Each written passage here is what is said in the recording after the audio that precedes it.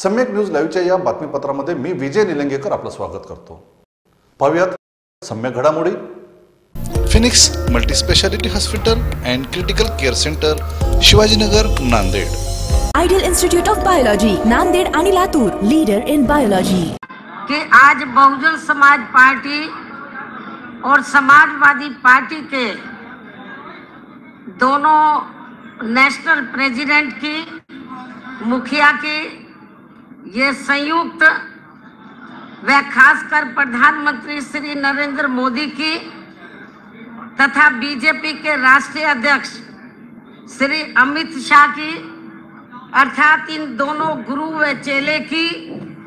नींद उड़ाने वाली अति महत्वपूर्ण एवं ऐतिहासिक प्रेस कॉन्फ्रेंस हो रही है।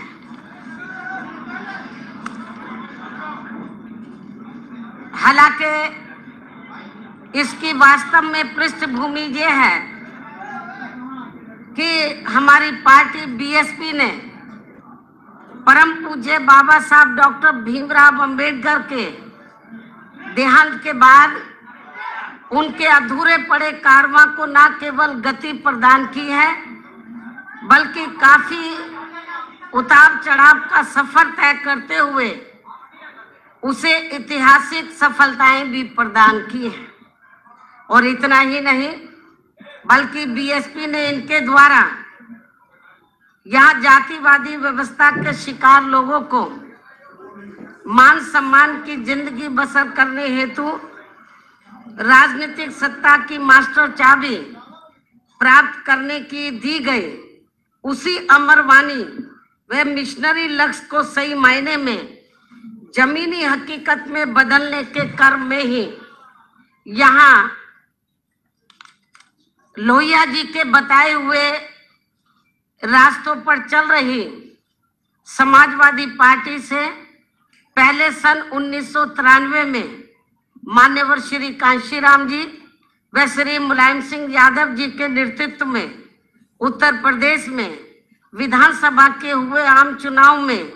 चुनावी गठबंधन करके ये चुनाव लड़ा गया था। और फिर उसके परिणाम स्वरूप भी उत्तर प्रदेश जैसे देश के सबसे बड़े व महत्वपूर्ण राज्य में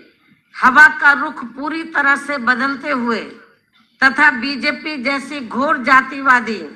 व सांप्रदायिक पार्टी को पछाड़ते हुए तब यहाँ सरकार भी बनाई गई थी। हालांकि ये गठबंधन कुछ गंभीर कारणों की वजह से ज्यादा लंबे समय तक नहीं चल सका था, लेकिन अब देश व जनहित को उन कारणों में से खासकर 2 जून 1995 के घटित हुए लखनऊ गेस्ट हाउस कांड से भी ऊपर रखते हुए, यानी कि देश व जनहित को इस कांड से भी ऊपर रखते हुए एक बार फिर हमने यहाँ देश में लगभग उसी प्रकार की दूषित राजनीतिक व सांप्रदायिकता के माहौल के मद्देनजर रखते हुए आपस में चुनावी समझौता करने का फैसला लिया है। और ये भी सर्वविदित है कि जैसे उस समय सन 1990 के आसपास बीजेपी की घोर जातिवादी, संकीर्ण, सांप्रदायिक व अयोध्या मामले को लेकर धार्मिक उन्माद एवं हिंसा आदि के जहरीले माहौल के काले साए के कारण आम जनजीवन जिस प्रकार से प्रभावित था, तो उससे देश की आम जनता बुरी तरह से त्रस्त व त्राही कर रही थी। तो ठीक उसी प्रकार से आज भी उत्तर प्रदेश सहित पूरे देश की लगभग 125 करोड़ आम जनता बीजेपी की केंद्र व राज्य सरकारों की खासकर घोर चुनावी वायदा खिलाफी करने के साथ साथ इनकी गरीब, मजदूर, किसान, बेरोजगार व व्यापारी आदि विरोधी नीतियों तथा इनके अहंकारी एवं तानाशाही वाले रवैये से अत्यंत ही परेशान व दुखी हैं। तो ऐसे हालातों में एक बार फिर से बीएसपी व सपा ने व्यापक जनहित व देश हित को ध्यान में रखकर खासकर उत्तर प्रदेश में एकजुट होने की काफी जरूरत महसूस की है। और इस संबंध में सर्व समाज की आम जन भावनाओं का पूरा कदर करते हुए तथा इनको पूरा आदर सम्मान देते हुए देश में लोकसभा के शीघ्र ही होने वाले आम चुनाव में पूरे जन संतोष वाला चुनावी गठबंधन करके ये चुनाव लड़ने का फैसला किया है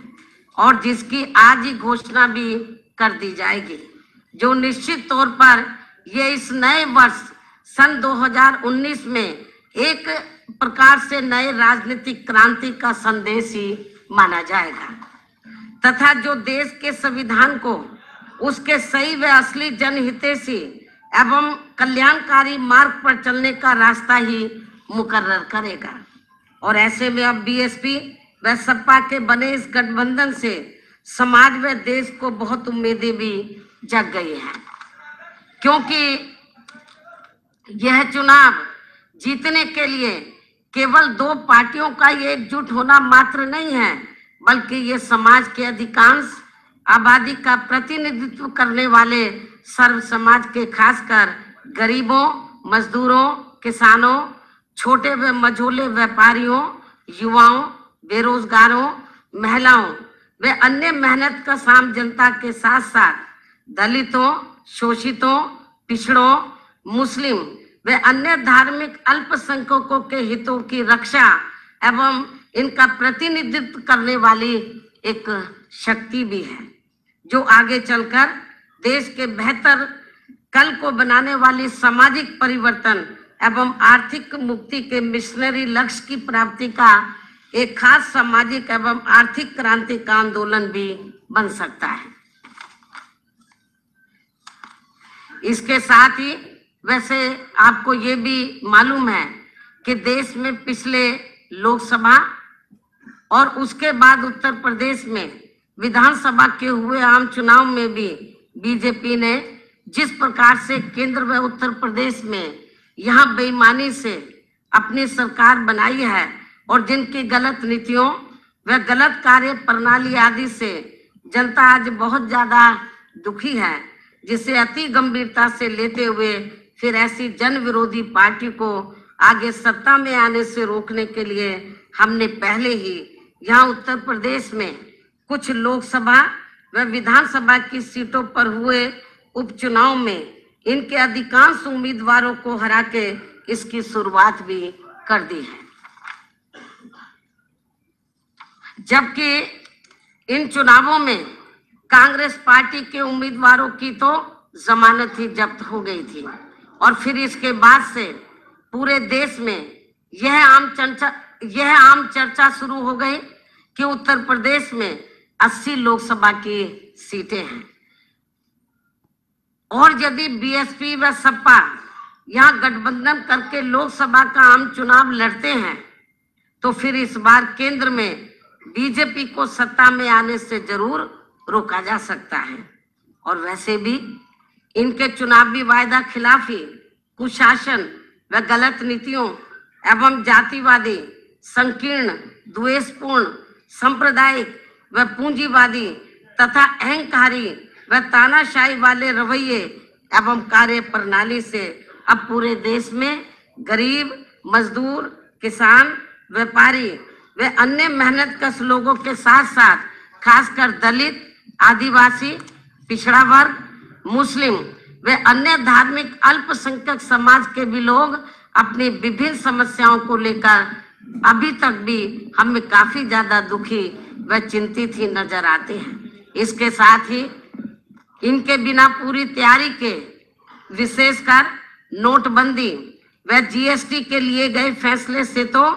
इनकी कमर और भी ज्यादा तोड़कर रख दी गई है, जिन्हें खास ध्यान में रखकर ही वह इन लोगों के हितों को प्राथमिकता देते हुए अर्थात इनके हितों में लखनऊ गेस्ट हाउस कांड को भी किनारे करके फिर हमने आबादी व लोकसभा की सीटों के हिसाब से भी देश के सबसे बड़े प्रदेश उत्तर प्रदेश में यहाँ लोकसभा का आम चुनाव गठबंधन करके लड़ने का ही फैसला लिया है, ताकि इस बार बीजेपी एंड कंपनी के लोगों को किसी भी कीमत पर केंद्र की सत्ता में आने से या विशेषकर उत्तर प्रदेश से ही रोका जा सके। और वैसे भी हमें ये पूरा भरोसा है कि जिस प्रकार से हमने अर्थात बीएसपी व सपा ने मिलकर अभी तक यहाँ लोकसभा व विधानसभा के हुए सभी उपचुनावों में बीजेपी के अधिकांश उम्मीदवारों को बुरी तरह से हराया है, तो फिर ये बीएसपी व सपा का बना गठबंधन देश में जल्दी ही होने वाले लोकसभा आम चुनाव में भी खासकर यहाँ उत्तर प्रदेश से बीजेपी के उम्मीदवारों को अब किसी भी कीमत पर कामयाब नहीं होने देगा, जिसकी हमें पूरी उम्मीद भी है। लेकिन अब यहाँ आप लोग हमसे ये भी जरूर जानना चाहेंगे कि हमने इस बने गठबंधन में कांग्रेस पार्टी को शामिल क्यों नहीं किया है। मैं जरूरी बातें आप लोगों के सामने रखना चाहूंगी ताकि आपको सवाल पूछने के लिए कोई तकलीफ ना उठानी पड़े। लेकिन अब यहाँ आप लोग हमसे ये भी जरूर जानना चाहेंगे कि हमने इस बने गठबंधन में कांग्रेस पार्टी को शामिल क्यों नहीं किया है, जबकि इस संबंध में आप लोगों को भी ये मालूम है कि आजादी के बाद काफी लंबी अवधि तक केंद्र व उत्तर प्रदेश सहित देश के अधिकांश राज्यों में भी ज्यादातर यहाँ कांग्रेस पार्टी ने ही एक सत्र राज किया है, जिसमें विशेषकर कमजोर वर्गों के साथ साथ गरीब, मजदूर, किसान, व्यापारी एवं अन्य विभिन्न क्षेत्रों में लगे मेहनतकश लोग आदि ये सभी काफी ज्यादा परेशान रहे हैं। और इनके शासनकाल में देश में गरीबी, बेरोजगारी व भ्रष्टाचार आदि भी काफी ज्यादा बढ़ा है, जिसकी वजह से ही फिर यहाँ बीएसपी व सपा सहित अनेकों और भी राजनीतिक पार्टियों का गठन हुआ, ताकि इन लोगों को इस पार्टी के कुशासन व मनमानी वाले राज से कुछ हद तक मुक्ति मिल सके। ऐसी स्थिति में केंद्र व राज्यों में चाहे सत्ता यहाँ कांग्रेस पार्टी या बीजेपी एंड कंपनी के लोगों के हाथों में आए तो भी बात एक ही है, अर्थात इन सब की नीतियां, सोच व कार्यशैली आदि अभी तक भी हमें लगभग एक जैसी अधिकांश नजर आती है। जैसे देश में रक्षा सौदों की खरीद फरोख्त के मामलों में इन दोनों ही पार्टियों की सरकारों में जबरदस्त घोटाले हुए हैं, ये बात भी किसी से छिपी हुई नहीं है, जिसकी खास वजह से ही पहले कांग्रेस पार्टी को बोफोर्स मामले में अपनी केंद्र की सरकार गंवानी पड़ी थी। और अब देश में जल्दी ही लोकसभा के होने वाले आम चुनाव में बीजेपी को भी खासकर राफेल मामले में हुए घोटाले को लेकर अपनी केंद्र की सरकार जरूर गंवानी पड़ेगी, ऐसी देश में काफी आम चर्चा भी है। इसी प्रकार वर्तमान केंद्र की भाजपा सरकार का राज विशेषकर अपने विरोधियों को कमजोर करने के लिए उनके उत्पीड़न करने के मामले में हमें पूर्व में कांग्रेस पार्टी के रहे राज में सन 1975 में लगी इमरजेंसी से भी अब कोई कम नजर नहीं आता है। अर्थात फर्क केवल इतना ही है कि इस मामले में कांग्रेस पार्टी के राज में उस समय घोषित इमरजेंसी थी और अब बीजेपी के राज में अघोषित इमरजेंसी लगी हुई है, जिसके असंख्य उदाहरण आप लोगों के सामने हैं। और इसके लिए अब ये लोग अपनी सरकारी मशीनरी का जबरदस्त दुरुपयोग करके वह जनता में अपने प्रभावशाली विरोधियों से घबराकर उनके विरुद्ध जबरदस्ती के काफी वर्षों पुराने गड़े मुर्दे उखाड़ने में लगे हैं, जिससे अब इनको देश में शीघ्र ही लोकसभा के होने वाले आम चुनाव में सन 1977 की तरह ही काफी भारी नुकसान भी होने वाला है। इसके साथ ही गठबंधन को लेकर कांग्रेस पार्टी के बारे में यह बात भी सर्वविदित है कि बीएसपी व सपा को कांग्रेस पार्टी के साथ चुनावी गठबंधन करने से कोई खास लाभ मिलने वाला नहीं है, क्योंकि इस मामले में हमारा अभी तक का अनुभव ये रहा है कि इनके साथ गठबंधन करके चुनाव लड़ने से हमें छोड़ी गई सीटों पर इस पार्टी का अपना अधिकांश वोट ट्रांसफर नहीं होता है और वह ज्यादातर बीजेपी व अन्य जातिवादी पार्टियों को ही चला जाता है, या फिर जानबूझकर एक सोची समझी रणनीति के तहत उसे अंदर अंदर ट्रांसफर भी कर दिया जाता है, जबकि हमारी पार्टी से जुड़ा पूरा का पूरा वोट एक तरफा हमारे साथ गठबंधन की गई किसी भी पार्टी को पूरी ईमानदारी से ट्रांसफर हो जाता है, जिससे कांग्रेस पार्टी जैसी पार्टियों को तो हमसे पूरा लाभ मिल जाता है, लेकिन हमारी जैसी ईमानदार पार्टियों को इनसे इसका कोई खास लाभ इनसे कोई खास लाभ नहीं मिल पाता है, और इससे फिर हमारी पार्टी का वोट प्रतिशत और कम हो जाता है, जिसका कड़वा अनुभव हमने यहाँ उत्तर प्रदेश में ही सन 1996 में विधानसभा के हुए आम चुनाव में कांग्रेस पार्टी के साथ गठबंधन करके किया भी है, और शायद लगभग यही कड़वा अनुभव यहाँ पिछले विधानसभा के हुए आम चुनाव में समाजवादी पार्टी ने भी कांग्रेस पार्टी के साथ गठबंधन करके किया है। ऐसी स्थिति में फिर हमने अपनी पार्टी व मूवमेंट के हित में देश में जल्दी ही लोकसभा के होने वाले आम चुनाव में खासकर यहाँ उत्तर प्रदेश में बीएसपी व सपा के बने गठबंधन में कांग्रेस पार्टी को शामिल नहीं किया है। हालांकि अब हमारी पार्टी ने पूरे देश में ये फैसला लिया है कि हमारी पार्टी अब आगे कांग्रेस पार्टी की तरह ऐसी अन्य और किसी भी पार्टी के साथ गठबंधन करके कोई चुनाव नहीं लड़ेगी, जिससे हमारी पार्टी को खुद ही राजनीतिक नुकसान पहुंच जाए, यानी कि उसका वोट हमें ट्रांसफर ना हो सके। लेकिन इस मामले में अभी तक अच्छी बात यह रही है कि उत्तर प्रदेश में बीएसपी व सपा का पूर्व में विधानसभा चुनाव के लिए हुआ गठबंधन का पिछला रहा अनुभव दोनों ही पार्टियों के लिए काफी कारगर साबित हुआ है, अर्थात दोनों ही पार्टियों का वोट एक दूसरे के उम्मीदवारों को पूरी ईमानदारी से ट्रांसफर हुआ है, जिसकी वजह से अब हमें यहाँ लोकसभा के होने वाले आम चुनाव में बीएसपी व सपा का गठबंधन करके ये चुनाव लड़ने में कोई भी परहेज नहीं है, और अब हमें पूरा भरोसा है कि यहाँ बीएसपी व सपा का बना ये गठबंधन इस बार केंद्र में बीजेपी को किसी भी कीमत पर सत्ता में आसीन नहीं होने देगा, और इनको इस बार हर हालत में यहाँ उत्तर प्रदेश से ही रोक देगा, बशर्ते यदि इस पार्टी ने पूर्व की तरह यहाँ वोटिंग मशीनों में कोई गड़बड़ी नहीं की, तथा ना ही इन्होंने खासकर राम मंदिर निर्माण के नाम पर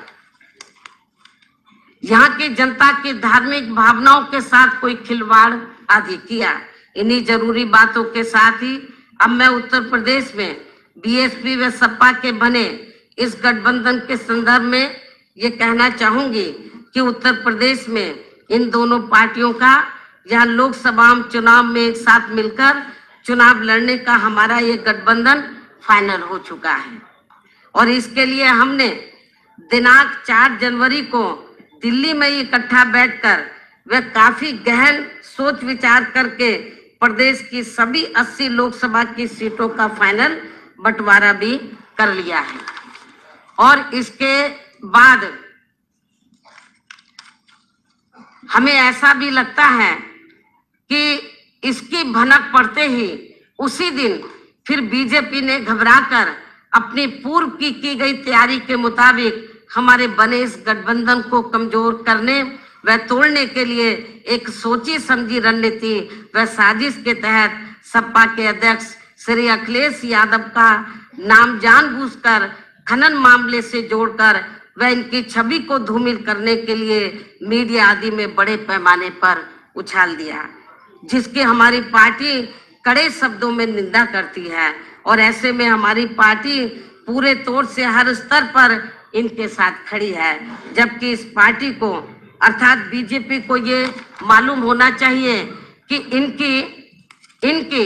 इस घिनौनी हरकत से अब बीएसपी व सपा के बने इस गठबंधन को और भी ज्यादा मजबूती मिल जाएगी, और अब इससे इनका श्री शिवपाल यादव पर पानी की तरह बहाया गया पैसा भी जरूर ही बेकार चला जाएगा, और अब मैं आप लोगों को ये बताना चाहती हूँ